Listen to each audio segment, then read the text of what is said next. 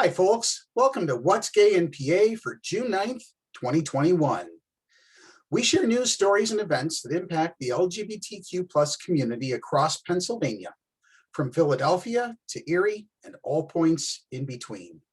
Today's show is brought to you by the YouTube program Powered by Rainbows, starring Matt Haslam, provider of LGBTQ plus education for virtual classrooms in Pennsylvania and around the world. And by Aura Jewelry by Mary Moore, maker of fine quality, reasonably priced necklaces and other items. Check out her Etsy page for details. Today's show is also brought to you by One Hope Wines. Their award-winning wines are made by some of the most acclaimed winemakers in the industry, blending traditional winemaking methods with modern techniques. Each exquisite bottle becomes a catalyst for change. Our top news story today. This evening, we bring you part 2 of yesterday's story of the Lycoming County Commissioners Scott Metzger and Tony Musari, who challenged Barb McGarry, Executive Director of the James V. Brown Public Library in Williamsport. The commissioners contend that a display of books set up in the children's section of the library is inappropriate and should be removed. They went on to say that their comments are not an attack on the LGBTQ plus community and that the books should not be removed from the library. They don't want to censor what adults can see, but they want to let kids be kids. Commissioner Rick Mirabito disagreed with Mr. Metzger and Musari. According to the Williamsport Sun-Gazette and the YouTube video of the meeting, Mr. Mirabito claimed that the presence of children's books, such as Julian is a Mermaid and Jack, Not Jackie, are not being used to, quote, indoctrinate children, as his fellow commissioners believe. He went on to say that those books are intended to create a community of tolerance. We are elected to represent everybody. Our personal beliefs can't get in the way of upholding the law. As president of the Pennsylvania Equality Project, our organization agrees with Commissioner Mirabito. Even if all the commissioners don't like the content of the stories on display in the library, some children may find them informative. Even if the books are written for first grade children, they can create an understanding from an early age. It is our belief that such an understanding of the LGBTQ plus community doesn't convert children to be LGBTQ. It doesn't promote deviance. Instead, it builds tolerance, which over enough time leads to acceptance and affirmation of diverse communities. Our message to Commissioners Metzger and Musari is that the LGBTQ plus community is not going back into the closet, and the books are not going to be hidden on the shelves. LGBTQ plus people are not second-class citizens and should not be treated thus. If you wish to complain about and make monetary threats against the library by withholding county tax funds, then I implore you to realize that those actions are really bribery and extortion. In other news, the Pennsylvania Equality Project is holding its first capital fundraising campaign. Our goal is to raise $1,000 by June 30th. We intend to use the money to begin the process of opening a community drop-in center and safe space shelter. Far too many LGBTQ plus people in Northwest Pennsylvania find themselves homeless after they come out to family members. In other cases, people may find themselves in domestic abuse situations. Our shelter would serve as a haven in Northwest Pennsylvania, as this part of PA does not have similar services available. In celebration of our 10 years of advocacy and activism, we are asking our supporters for $10 or $1 per year that we have existed as an organization. To donate, simply go to paequality.com and click on the donate button. And finally in the news, this story comes to us from LancasterOnline.com. And it's a story that we're going to be hearing about in similar situations all across the Commonwealth. About 100 citizens attended the Hempfield School District Board meeting Tuesday to express or hear opinions on the controversy surrounding transgender athletes competing in high school sports. There was no variety of viewpoint among the 7 speakers who addressed the board during a portion of the meeting devoted to public comment. All agreed that the board should take action to prohibit transgender students from competing in girls' sports. You are the deciding factor in how this plays out, District Resident Jen Miller told the board. Please make sure that the end result reflects and defends the real biological differences between male and female athletes. Anything less, and it will be the girls who suffer the most. Loud rounds of applause followed Miller's remarks and those of the other 6 speakers. Everyone knows that boys have a physical advantage over girls, an advantage that doesn't go away just because you chose to identify differently, said Lily Williams, a Hempfield senior who was a captain of the girls' cross-country and track teams.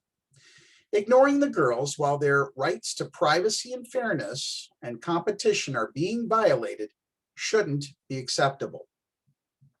A Hempfield High School sophomore competed on the school boys cross-country team in the fall of 2020. After coming out as transgender, the student competed in 1 meet for the girls' track team in the spring. I want to make everyone aware that I love and care for this person, Williams said. Throughout the season, I went out of my way to talk to her in the hopes of forming a friendship. I know this has been hard for them too. Well, Lily, here's the thing. Just because you've heard this idea over and over and over again, repeated, that somehow boys just wake up one morning and decide they want to be girls and invade the girls' locker room and change in the girls' locker room and be among them. The truth of the matter is, people who are transgender often know that they're trans, that their bodies don't match what their minds are telling them they should be. They know that by the time they're about 5 years old. By the time they're high school students, they're well aware that the changes are ahead of them. For many transgender youth, that whole age is just difficult and painful to begin with. Throw in the bullying, the online bullying, all of the unnecessary chatter and catcalls, either in the cafeteria, in the gym, in the locker room, or anywhere else on campus. Transgender youth have a very hard road ahead of them. Thinking that somehow boys just wake up one morning and decide to be girls is a false notion. What further complicates the matter is that many trans youth have already started counseling and the necessary hormone injections to go through the process of affirming one's real gender identity. There's been talk among people in the Pennsylvania legislature that teens, often as young as 15, are going through what they call sex change operations. That's not true. The truth of the matter is, people who are going through what they call sex change operations, what we prefer to call gender affirmation surgery, those folks have to be older than 18. They have to because the counseling takes a year, the hormone therapy takes a year or two. It's very difficult in Pennsylvania to find a doctor who's even willing to go through the necessary steps involved in helping a trans person break out of their cocoon and become the person they're meant to be. The real problem is that most physicians across Pennsylvania lack adequate training on what it means to be trans. They simply don't know. There are plenty of advocates across Pennsylvania who are working diligently day after day to change that. They haven't made enough headway. And for that reason, we have stories like this one from Hempfield High School in Lancaster County. Now it's time for the rundown. Held every year, the Pride Parade and Festival of Philadelphia typically brings more than 25,000 participators to the city for a march down Broad Street. This year, the LGBTQ celebration, unofficially dubbed Pride Light, will take place on Saturday, September 4th, 2021. Instead of a parade, the event will focus on a mini festival at Penn's Landing. Updates about this year's event will be shared on the Philly Pride Facebook page. The annual festival typically includes areas for dancing, fun for all ages, vendors, and much more. Food trucks and cold beverages will be available for purchase too. Also of note, the Equality Act will be coming up for a vote in the Senate fairly soon. Now is the time to voice your opinion with our U.S. senators. Senator Casey has already announced that he backs the bill and says he will vote in favor of passage. Senator Toomey opposes the bill. Now we need your support. Please take a moment to call 888-439-0303 to tell Senator Toomey that you want to have the Equality Act passed. Please be sure to explain briefly why it is important to you. That number again is 888-439-0303.